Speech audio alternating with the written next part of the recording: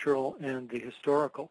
By structural analysis, I just mean you can just analyze what are the anthrax attacks, like who supposedly did them according to the official story at the time, who seems to have actually done them, what seems to have been the point, what was the purpose, what were the effects, and you try and line all that up, and then you look at 9/11 and you see if there are structural similarities, and of course there are.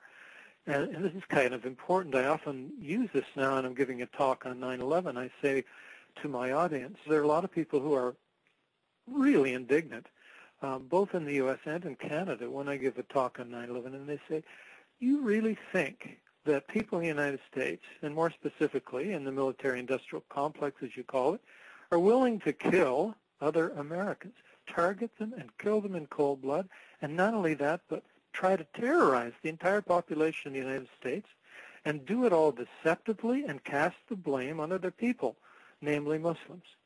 And I say, yeah, I'm afraid I do believe that because, for example, we know what happened. And then I give the anthrax example because even the FBI, recognizes that in the case of the anthrax attacks, that's what happened. It was blamed on Muslims. I mean, the anthrax letters are very clear about that, death to America, death to Israel, Allah is great. It's kind of like a Hollywood version of an extremist Muslim.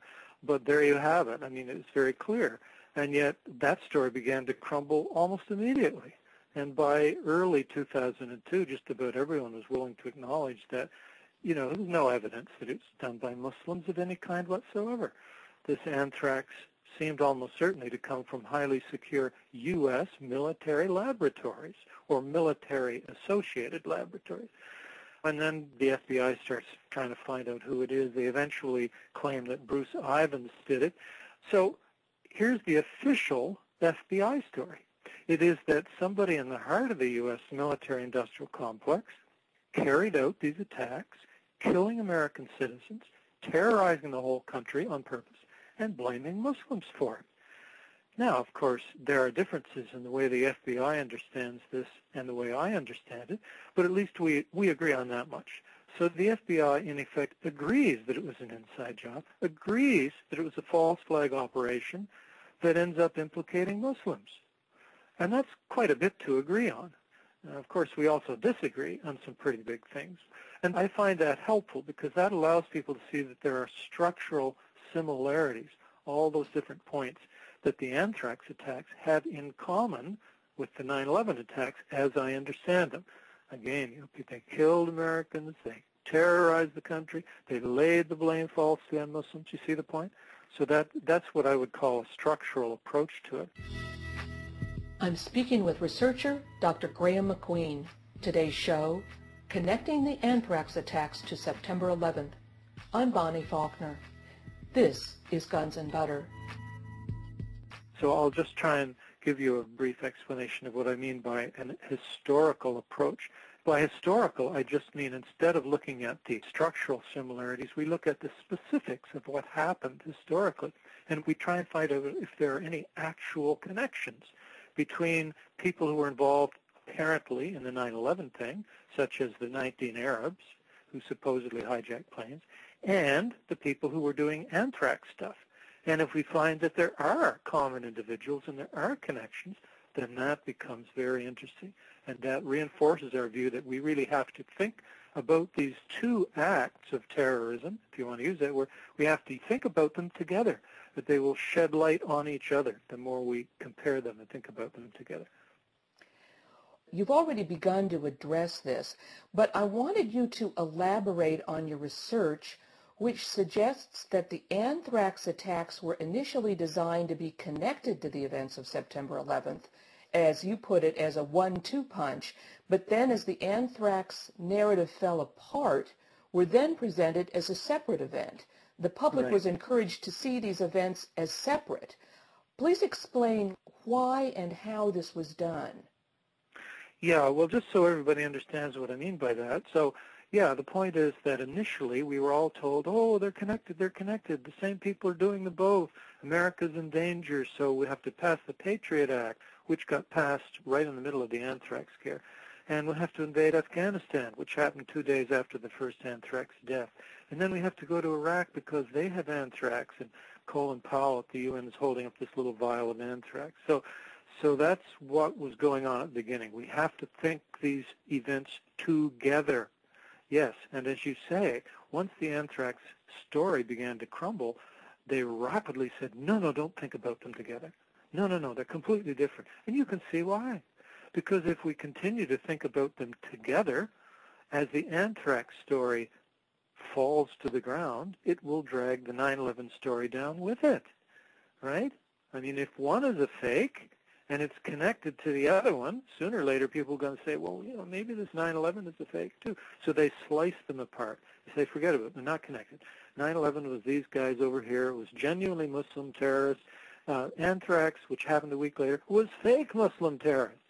So the genuine ones here, a week later the fake ones, and then later it's Bruce Ivins. He had nothing to do with Al-Qaeda. You see the point? So they're trying to separate them. Well, before we start with the sequence of events in the anthrax attacks, what was Operation Dark Winter? Well, Dark Winter was a U.S. military exercise or training exercise, which was held, as I recall, in June of 2001, so several months before the anthrax attacks happened. And of course, they're doing exercises all the time, and there have been a number of bio exercises. But I found this one particularly interesting because it was quite a large-scale thing, and it had a script and all that. And it wasn't anthrax in this particular exercise. It was supposed to be smallpox. Somebody was taking smallpox and using this as an attack on the United States, and they were sending little letters with the genetic fingerprint of the smallpox to various places in the U.S.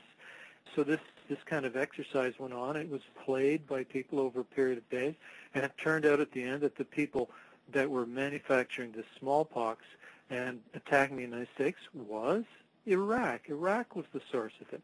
And it turned out, though, that Iraq used intermediaries to actually deliver the stuff. And as I recall, the script doesn't specifically name the intermediaries, but a reasonable assumption is that they were Muslim agents of some kind, not too dissimilar from the famous 19 Arabs.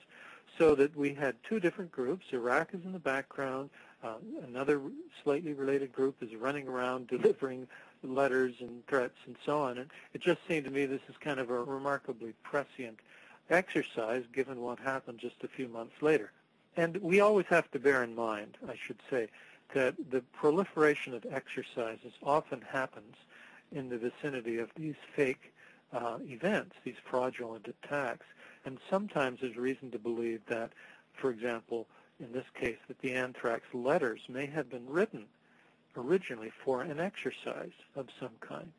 And then the exercise was supposedly taken live. Could you lead us through the sequence of events that constitute the anthrax attack starting on September 18th? Yeah, it's assumed that on the 18th or 19th, the first letter was mailed with anthrax inside it.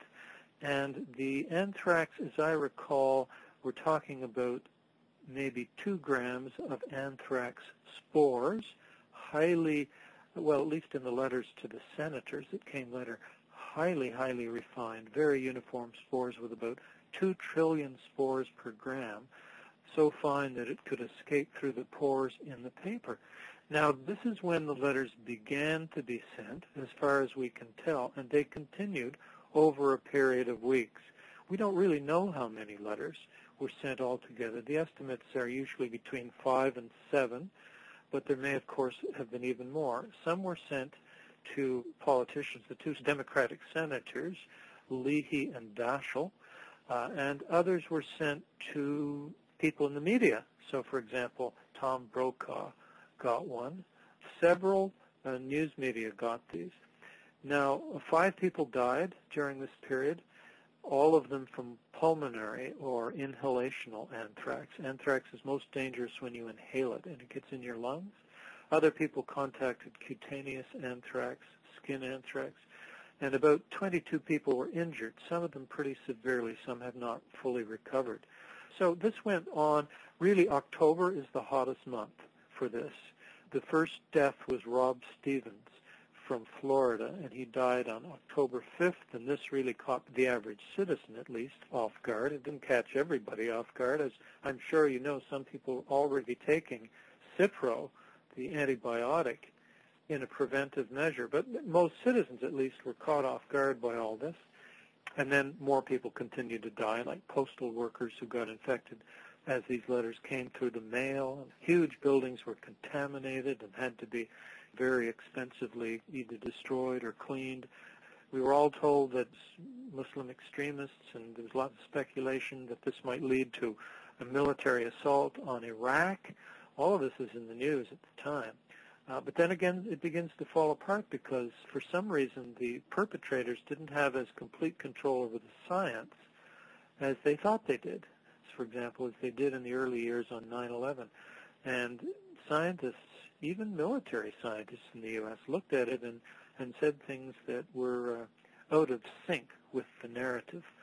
So, for example, ABC News repeated several times very firmly that highly placed sources assure us that this anthrax has been weaponized by the use of a particular ingredient called bentonite. And since the Iraqis used bentonite to weaponize their anthrax, this is a strong sign that this is from Iraq. Well, you know, then guess what? The Armed Forces Institute on Pathology was given a sample of the anthrax to look at, you know, and I have the report here, and they were very clear. There's no bentonite in it. That was complete BS. There never was any bentonite in it.